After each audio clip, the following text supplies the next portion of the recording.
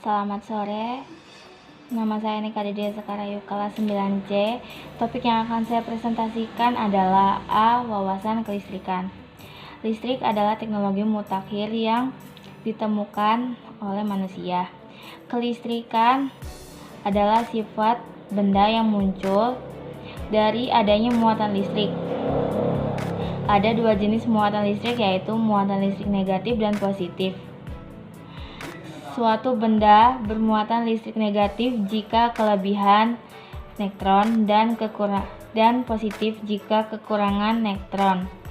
Muatan listrik positif selalu mengalir di titik berpotensial tinggi ke rendah atau konvensial. Listrik yang bergerak di dalam konduktor adalah muatan listrik negatif.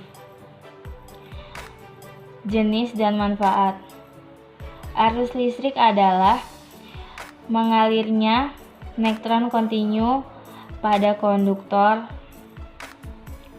akibat dari perbedaan jumlah neutron pada beberapa lokasi yang jumlah neutronnya tidak sama. Ada dua jenis arus listrik. 1. Direct current adalah arus listrik yang arusnya tetap atau searah. 2. Alternating current adalah arus listrik yang besar dan arahnya berubah-ubah atau bolak-balik. Dalam satuan SI, arus listrik adalah ampere atau A. Satuan ampere adalah didefinisikan sebagai arus konstan. Listrik muncul akibat beberapa tipe fisika. Yang pertama, muatan listrik. Yang kedua, medan listrik. Yang ketiga, potensial listrik. Yang keempat, arus listrik. Yang kelima, elektromagnetik. Selain berfungsi sebagai penerangan, arus listrik juga berfungsi sebagai sumber energi. Listrik digunakan untuk menghidupkan peralatan elektronik seperti tabung, vakum,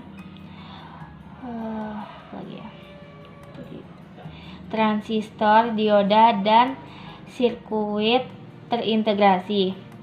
Contoh pembangkit listrik adalah PLTA, pembangkit listrik tenaga air; PLTU, pembangkit listrik tenaga uap; PLTN, pembangkit listrik tenaga nuklir; PLTS, pembangkit listrik tenaga surya; dan pembangkit listrik tenaga air. Sekian, terima kasih.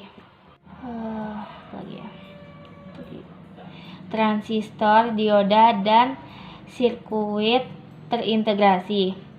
Contoh pembangkit listrik adalah PLTA, pembangkit listrik tenaga air; PLTU, pembangkit listrik tenaga uap; PLTN, pembangkit listrik tenaga nuklir; PLTS, pembangkit listrik tenaga surya; dan pembangkit listrik tenaga air. Sekian, terima kasih.